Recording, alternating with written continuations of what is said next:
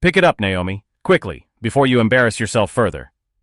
The words dripped like poison, echoing off the marble walls of the Aldridge ballroom. Damien Aldridge leaned lazily against a pillar, a crystal flute of champagne balanced between his fingers, his pale blue eyes gleaming with cruel amusement. Naomi's hands trembled as she bent down, cloth in hand, dabbing at the golden spill staining the floor. The laughter of elegantly dressed guests rippled around her like a cruel tide. She wanted to disappear, to sink through the floorboards, but instead, she pressed the cloth harder, jaw tight, refusing to let them see her cry. Damien's lips curled. You see, ladies and gentlemen, this is what happens when you pluck someone straight from the streets. They don't know how to hold a tray, let alone themselves. His voice was smooth, practiced, the same one that charmed boardrooms and silenced rivals. The room erupted in chuckles.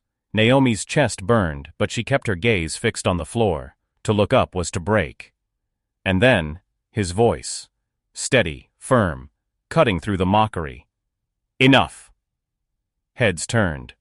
A tall man stepped into the hall, his broad shoulders silhouetted in the warm light of chandeliers. The scar across his brow caught the gleam as his eyes, sharp, unyielding, locked on Damien. Naomi froze, breath caught in her throat. She knew that voice. Marcus. But before his arrival rewrote everything, there had been days, endless, quiet days, that had brought Naomi to this breaking point. The Aldridge estate was a palace of glass and stone, perched high above the city, its windows always gleaming, its gates forever closed. Naomi had first walked through them 2 years ago, clutching her bag and wearing shoes that pinched her feet. Her heart had pounded with both fear and determination. She needed the job. Her mother's medical bills were growing by the month. Her younger siblings were still in school, and there was no one else to help. When the agency told her she'd been chosen as a live-in maid at one of the most prestigious estates in the city, she had swallowed her pride and said yes. The first time she met Damien, he barely looked at her, a flick of his gaze, a curt nod, and he returned to his phone call. But over time, his indifference sharpened into mockery. You walk too softly, Clark. It's unnerving. You speak as if you're giving a sermon. Lighten up, you're just a maid. Careful with the silverware, it costs more than your entire life. Every word was a blade wrapped in velvet. Naomi learned to bow her head, to answer softly, to hide her trembling hands by clasping them behind her back. At night she would retreat to her small attic room, press her forehead against the window pane, and whisper to herself, one more day, just one more day. She dreamed sometimes, of classrooms, of chalk dust and children's laughter. She had wanted to be a teacher once. But dreams were luxuries. Survival came first. The night of the gala, the estate blazed with light. The ballroom was filled with silk gowns, polished shoes, and the hum of money moving from one pocket to another. Naomi wove through the crowd, tray balanced carefully, offering drinks with practiced politeness. She caught snippets of Damien's laughter, smooth and magnetic, as he entertained investors and politicians. He was dazzling tonight, his suit midnight black, cufflinks catching the light like stars. People orbited him as if he were the center of the universe. And then it happened. A tray slipped, a glass tipped, and golden champagne cascaded down like liquid fire onto the marble. A hush fell, then Damien's laughter broke the silence, sharp and merciless. Ladies and gentlemen, our entertainment for the evening. The laughter of others followed, shallow and cruel. Naomi's face burned, her hands shaking as she dropped to her knees to clean. It was then Marcus stepped into the hall. Naomi hadn't seen him in years. The boy she remembered, always defending her from bullies in schoolyards, always carrying her books when she was too tired, was now a man forged in war. His jaw was hard, his shoulders squared with discipline, his presence commanding enough to silence a room without raising his voice. He didn't look at the glittering crowd. He didn't look at Damien. He looked at Naomi. Her eyes widened, glassy with unshed tears. Marcus's voice, steady and low, cut through the cruelty like a blade. Enough! And for the first time, Damien Aldridge's smirk faltered. The silence that followed Marcus's command was thick, vibrating with unease. Damien's smirk snapped back into place, though the faintest twitch at his jaw betrayed the sting of being interrupted. He straightened, setting his champagne glass aside with a little clink. "And who exactly," Damien drawled, "do you think you are? storming into my house, giving orders. Marcus didn't flinch. His boots clicked across the marble as he stepped closer, his eyes never leaving Damien's. A man who doesn't stand by while others are humiliated for your amusement. A ripple of murmurs stirred through the crowd. The guests, draped in jewels and silk, shifted in their places. Some smiled nervously, eager for drama. Others averted their eyes, unwilling to be caught choosing sides. Naomi's breath came shallow. She wanted to tell Marcus to stop, to leave, to not put himself in the line of Damien's cruelty. But her voice caught in her throat.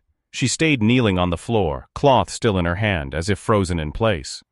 Damien chuckled, though it sounded thinner now. How noble, and how utterly pointless. You must be new here. No one talks to me that way. Marcus glanced briefly at Naomi, his gaze softening just for a second. Then his voice deepened. I'm not new, and I'm not afraid of you. Damien's eyes narrowed, but before he could retort, Naomi finally found her voice. Please, Marcus, don't. Her whisper barely carried across the polished floor, but he heard it. His jaw tightened. Hours before the gala humiliation, Naomi's day had unfolded like so many others. She had risen before dawn, patting down silent staircases to polish banisters and set out breakfast china. The estate was cavernous in the early hours, its silence broken only by the soft squeak of her shoes and the hum of the refrigerator. Her body moved on autopilot, but her mind wandered. She thought of her mother, lying in a hospital bed, her laugh still echoing in Naomi's memory. She thought of her younger brother, Jamal, who wrote her letters asking when she would come visit. Sometimes in those quiet hours, she would hum a tune she once learned in choir. Music filled the hollowness, kept her steady. But by midday, Damien's voice had cut through the halls. Naomi, the glassware sparkles like it's been handled by children. Do it again. Naomi, don't slouch. Guests will think you're tired, and tired help is useless. Naomi, smile. God knows the house is dreary enough without your sulking. Every word chipped away at her. She smiled when ordered, straightened when told, cleaned the same surface twice just to avoid his glare. And tonight, with the gala looming, his cruelty sharpened to a knife's edge. She could feel it in the way he watched her when she set out trays, in the way his laughter lingered whenever she passed.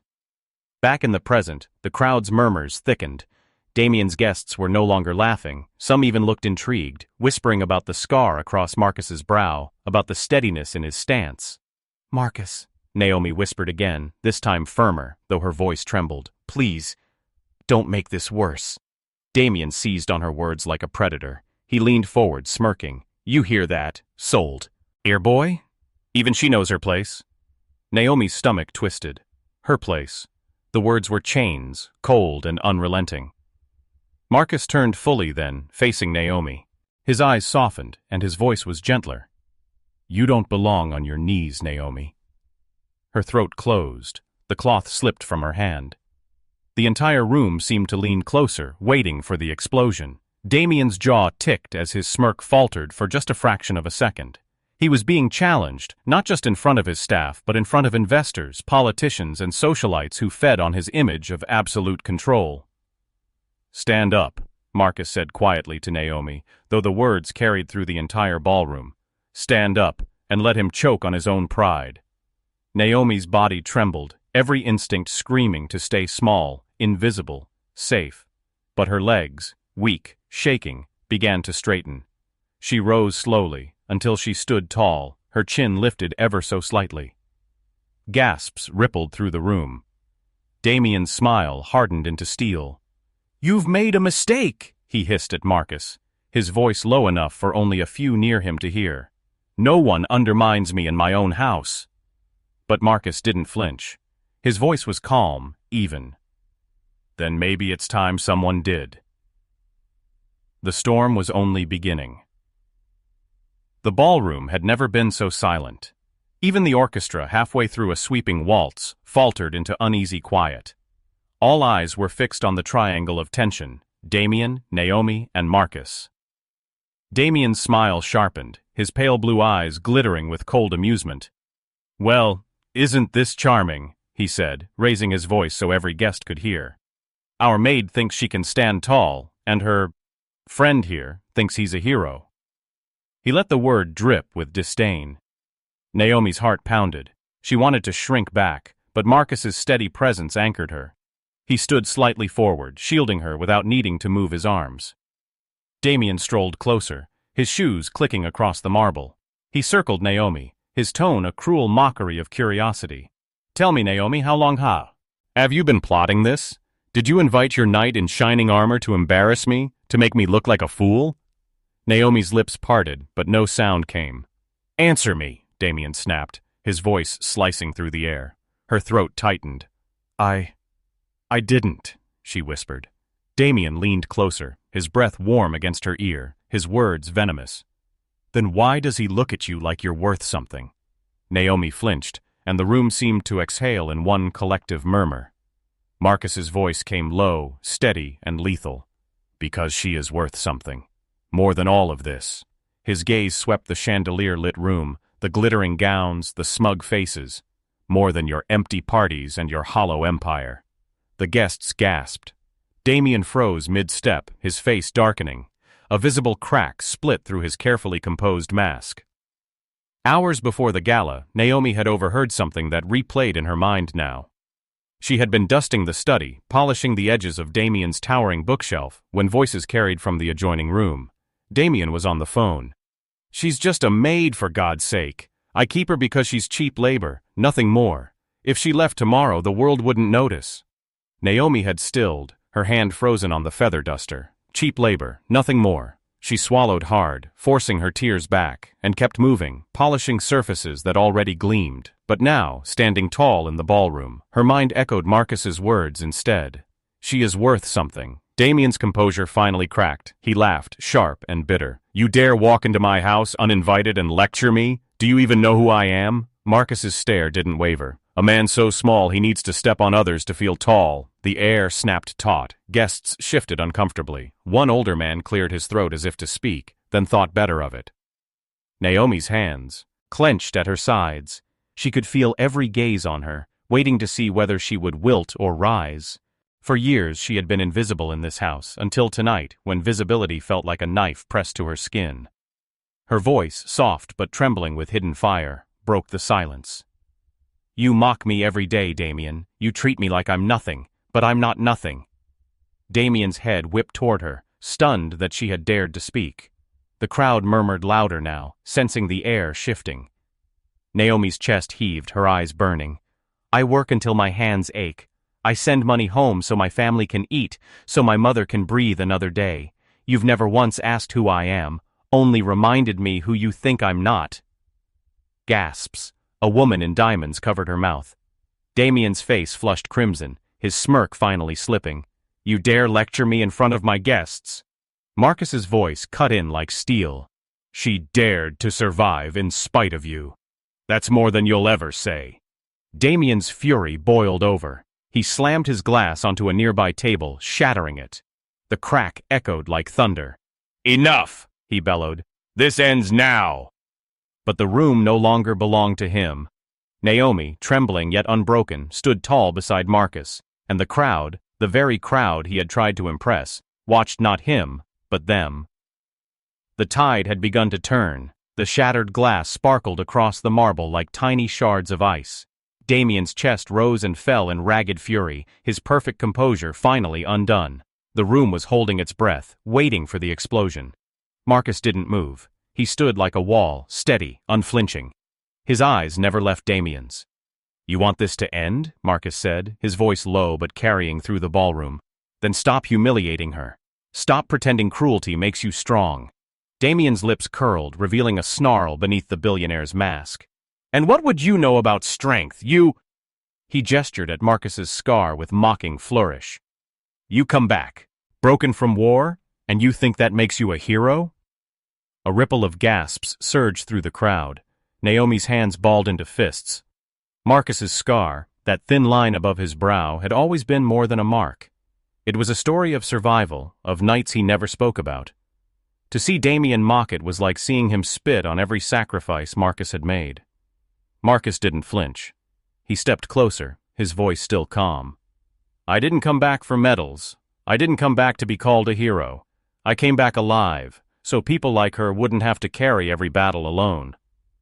The ballroom was utterly still. Even Damien's guests, so used to basking in his arrogance, seemed spellbound.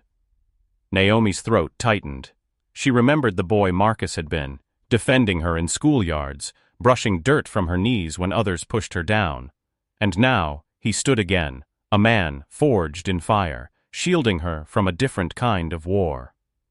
Damien laughed, but it was hollow now, forced. Touching, truly. But this is my house, my rules, and I won't let a servant and a scarred soldier humiliate me.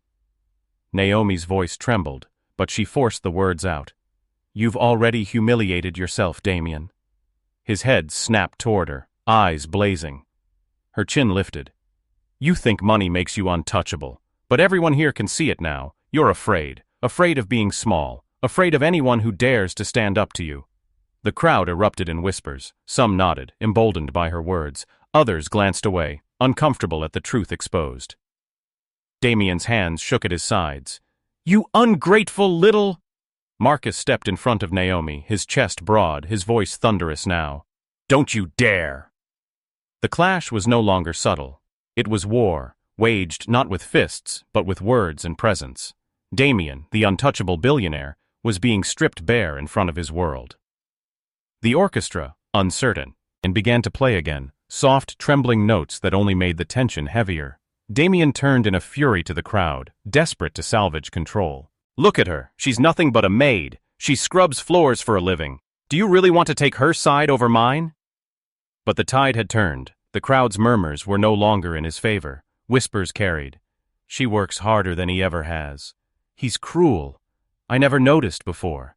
She has more dignity in her silence than he has in his wealth.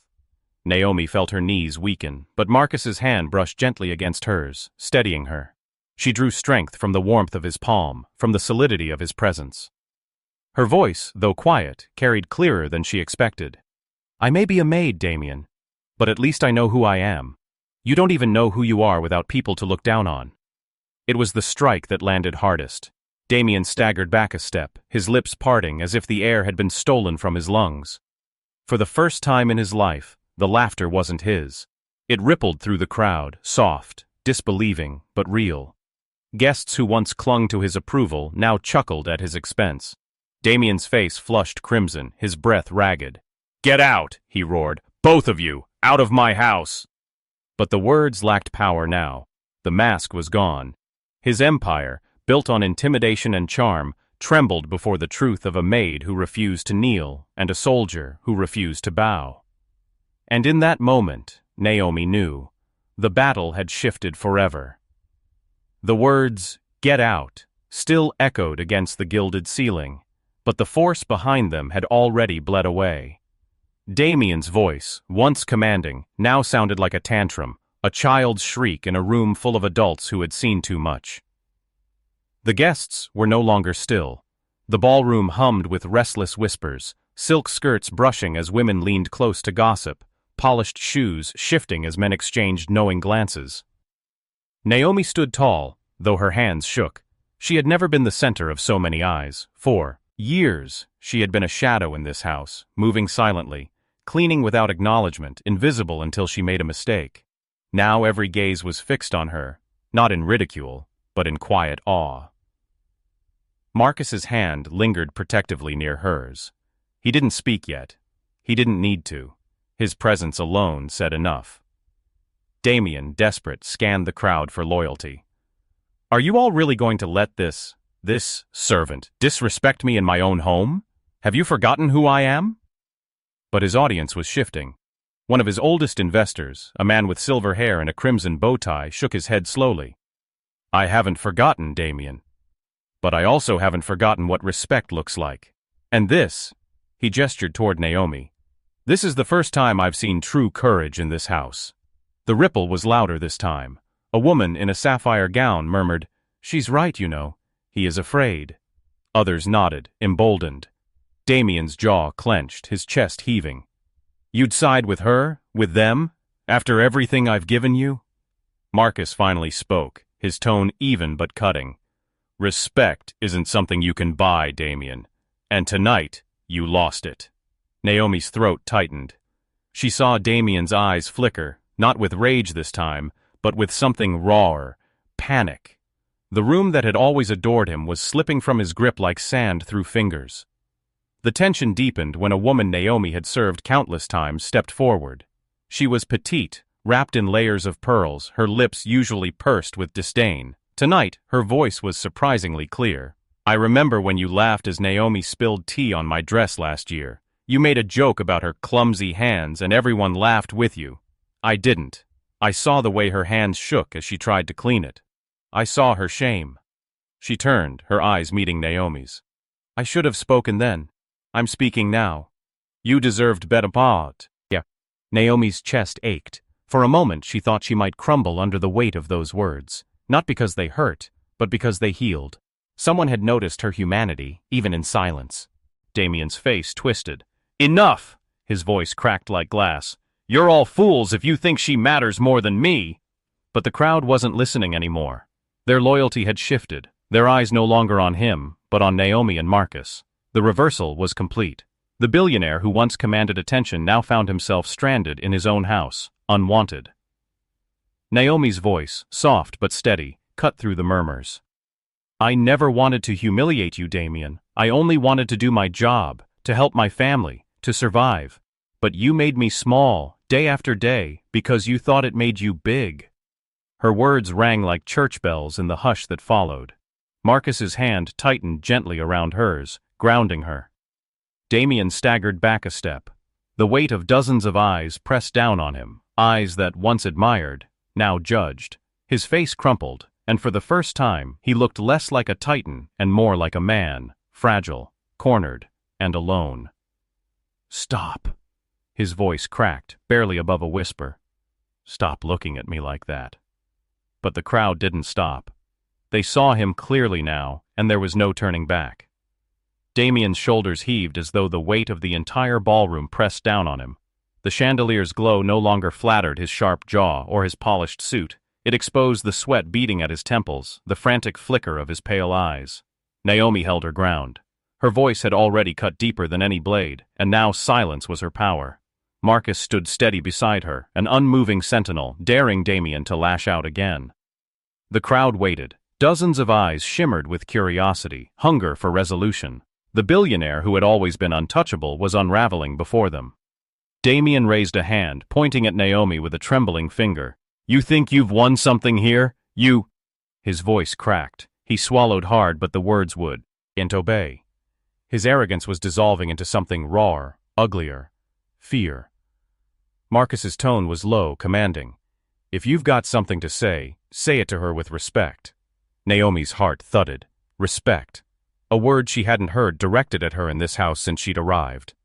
Damien's lips trembled. He looked at Naomi, and for the first time, not as if she were furniture or labor or a joke, his voice came out hoarse.